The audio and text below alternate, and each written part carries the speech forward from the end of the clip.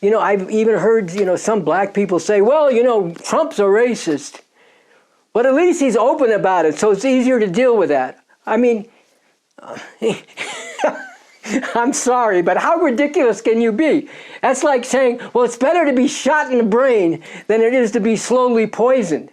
But it is important, if one person is going to shoot you in the brain and another plans to feed you poison, it's important to know that, in order to maneuver your way through it and deal with all of them.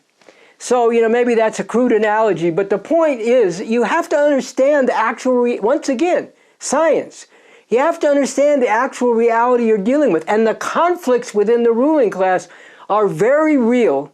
They're all on the terms and on the basis of the same system, but they're very real and very acute right now. And that has implications in terms of how you go about, moving to uproot and abolish the whole system. And if you ignore that with a simplistic notion that, oh, they're all the same, then you're not going to get anywhere in terms of dealing with, look, one of the things people will say to us when they actually get what we're talking about, a real revolution to actually overthrow this whole system, they'll come back to us with how difficult that is.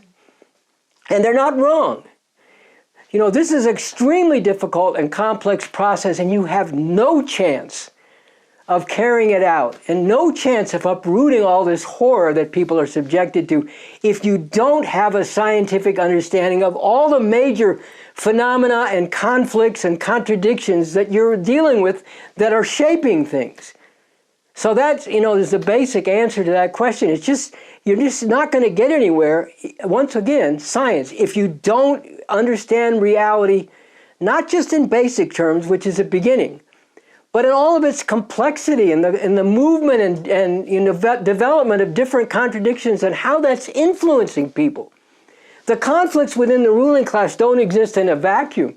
They're influencing people of different parts of society because different sections of the ruling class are trying to appeal to different sections of the people.